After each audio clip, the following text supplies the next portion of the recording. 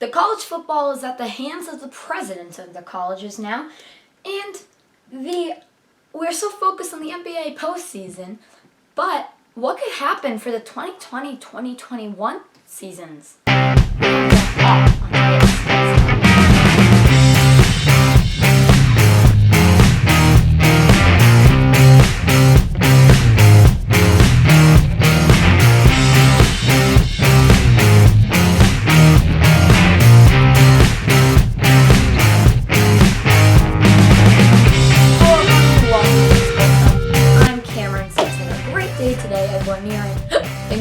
A major milestone in this channel and a big announcement. A podcast is going to be launched very soon, guys.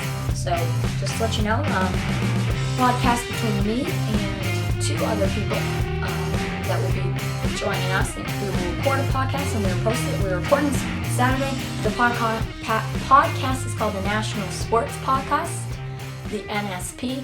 We're going to talk about some sports. We're going to do some things. And I'm not going to give away too much detail until, of course, the podcast actually comes out. And it's going to be awesome. I got some topics all ready to go for it. And it's going to be awesome. I'm glad to be a part of it. And happy to get that started. But that also doesn't mean that I can't talk about the biggest topics that have continuously came up in the last few days that I think really do need to be talked about, including the first story that I have today. I'm going to go really fast through these little stories because I have a very major story I really want to get to towards the end of this because it's kind of interesting. I haven't really thought about this, but let's go to the first story. The college football seasons may be at the hands of the presidents of the colleges right now. So let's see what we have here. It's going to be pretty interesting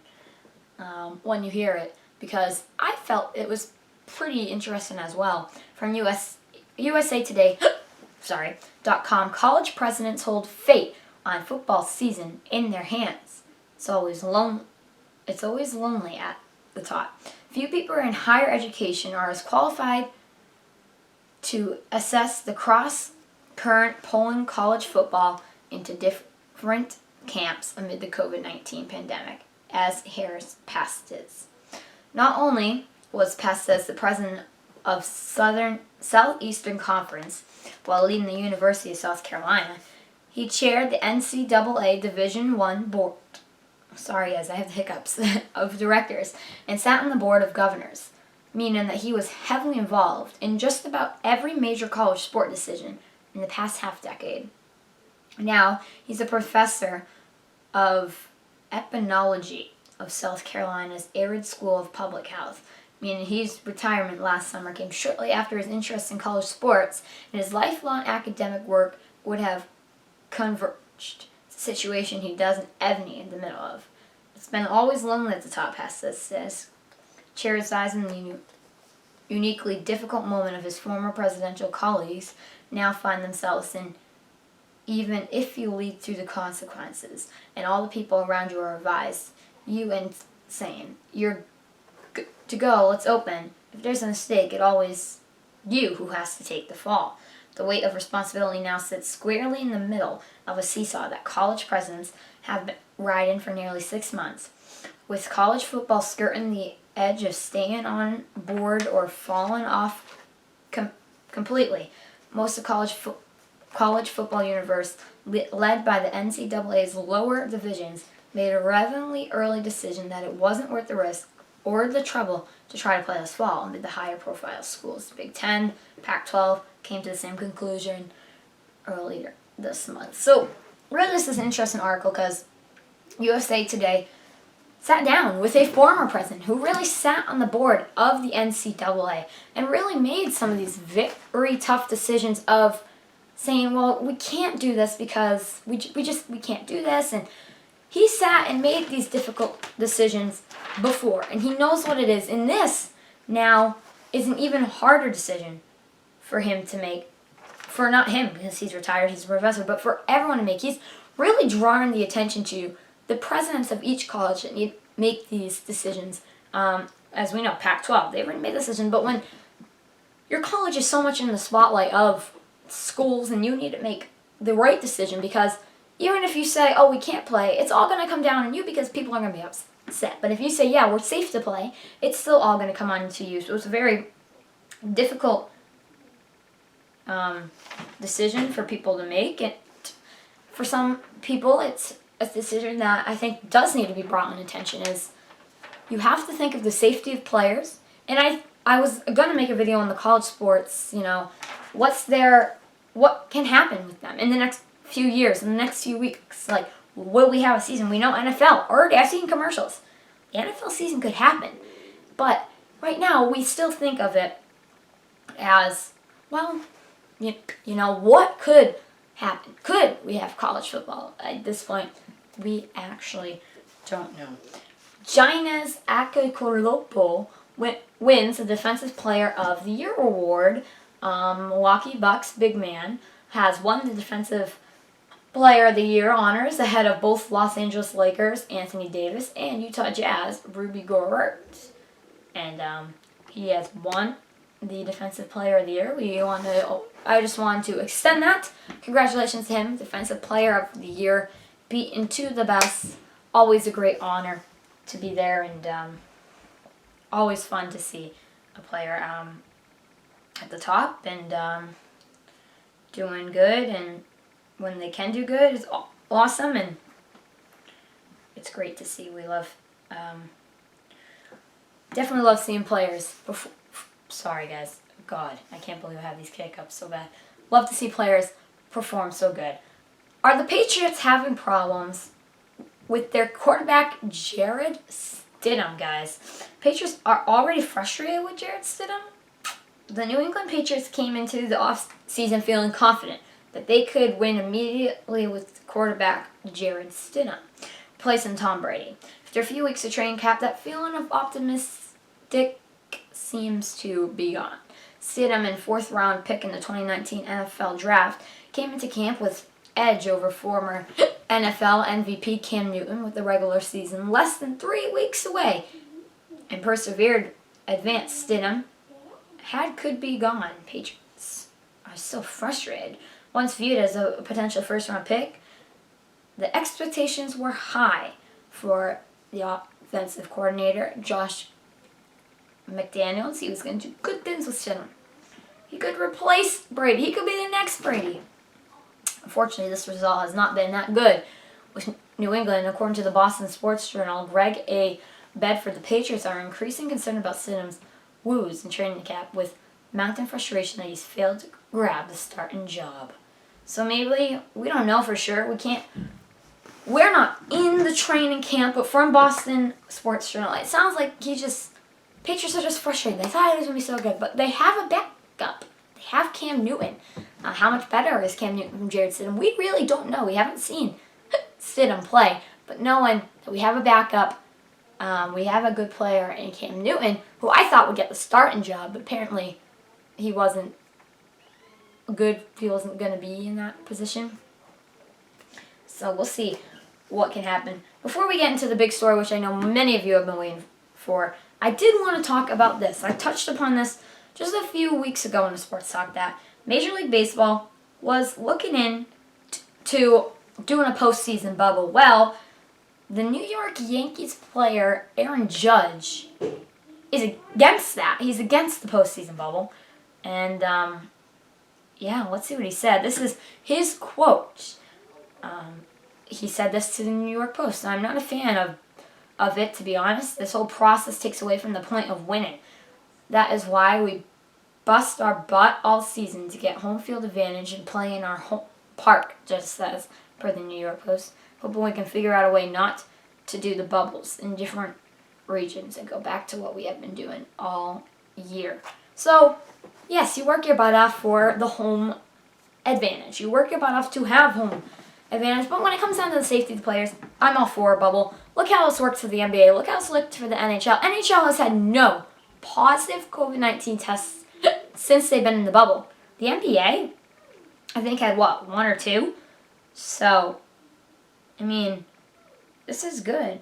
And already, as we can hear, Major League Baseball is on board with this because they think we have so many outbreaks right now. and so many things to that degree that we really need this bubble system. And just to that point, Major League Baseball has already prepared an operations manual to present to everybody. And where would they go? Right now it seems like Texas and California are the two favored locations for the bubble. Who knows where? Who knows if we'll still have a bubble? But it really seems like they're going to. They want the Major League Baseball higher-ups. They want to have that happen. They want to have a bubble, and they think a bubble is necessary. So, to be honest, I think this is a great idea. It's a great way to connect with your fans and say, yes, we need a bubble. We need it. And two cities that could be doing it could be California and Texas. If you're from California and Texas, yeah, you could be getting a bubble in your city. With no fans, nothing, home field advantage really isn't a thing anymore. Because normally your fans are your home advantage. And now, without that, what is home field advantage? So I don't know what that would be anymore without your fans. And we've seen that really the bubble has brought in great excitement. So we'll see what can happen. But for now, I'm all for dumping the system Major League Baseball has now and vetoing it and going to a totally different system. I don't mind it at all. I don't think that it's going to hurt if they do it, because what could seriously really happen that could be that bad? And so we'll see what happens as time goes on. Anyway, I think that's about it for that story. It's time for the final story of the day. We're going to look at something I think is very interesting. So first, we know we're in the bubble system, and we know normally now training camps are already beginning for Major League Baseball and the National Hockey League. So I have a few articles I want to read to you, because I don't think people have really been thinking about this.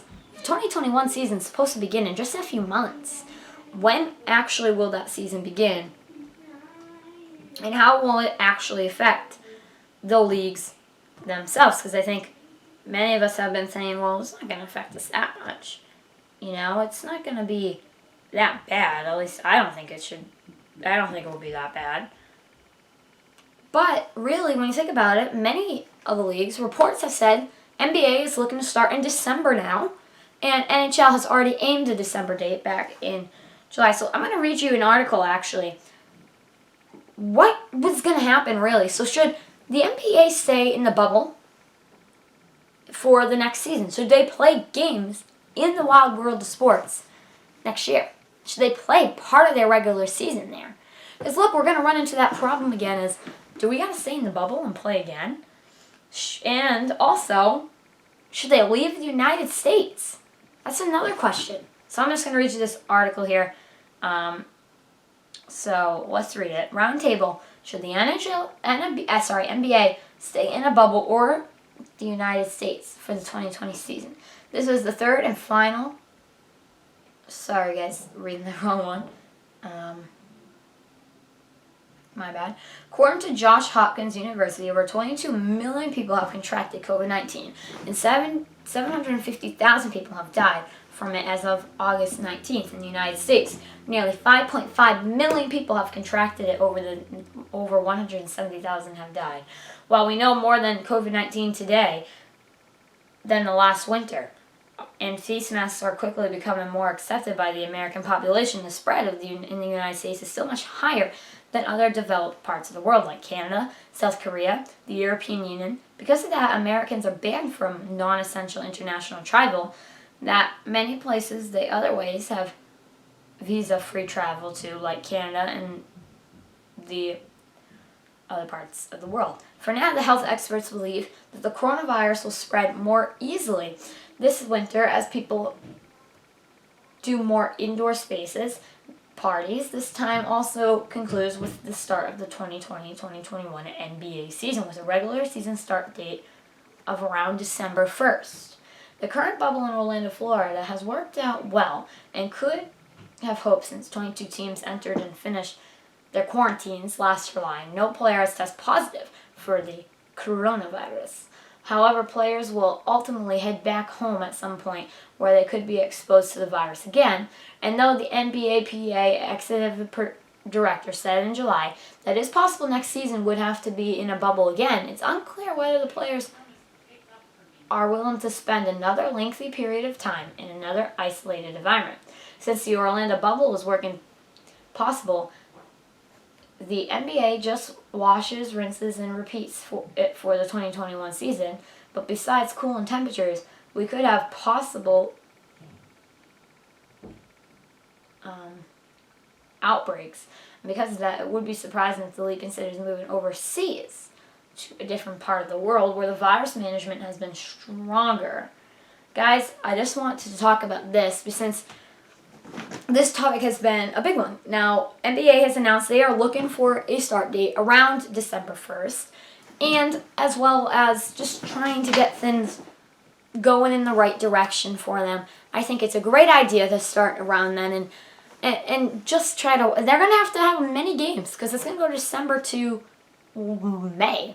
So that's a long time. That's not a long time. They got to go games as fast as they can get them in. So you're going to see a lot of NBA this year. But you can't confine players in a bubble again. I feel like, yes, it works. But we've already seen players complain. They hate being locked up in a bubble, not being able to go anywhere. And imagine doing that for almost a whole season. Because in real life, and thinking about it, realistically, they would have to be in a bubble at least until that vaccine comes. Because right now, winter months, they're going to be the worst time for the virus. So we'll see what happens, guys. Many people are predicting that winter months will be the worst of the virus. So for sports, NHL and NBA, where are they going to play? To be honest with you guys, I don't know. I mean, I don't know if I like the idea of the NBA going to another country because think about that then. They also could be exposing the virus. And what other countries want? A country with the virus being so big to have their players come and play overseas, even fall into quarantine and stuff. It could cause some outbreaks. So that's the thing to think about. Will it not happen? We'll see. We'll have that all in updates and see what the NBA is going to do. Think about it. The NHL has also set a December 1st start date as well because they can't start in October anymore since the season will end around the seasons will end around the end of September, in the mid-September months, and maybe even in the beginning of October. It all depends on how long these series go. We see a lot of Game 7s and stuff. It could go into October. So we'll see what happens, guys. I'm going to continue to keep you updated on the NBA and all of that in the NHL and what will happen with the season. But I found that very interesting that the NBA could very much be considering going to a different country this season for the 2020-2021 season to play. So we'll see what happens. Thank you all for watching this video. Have a fabulous day, and we will see you on the next one.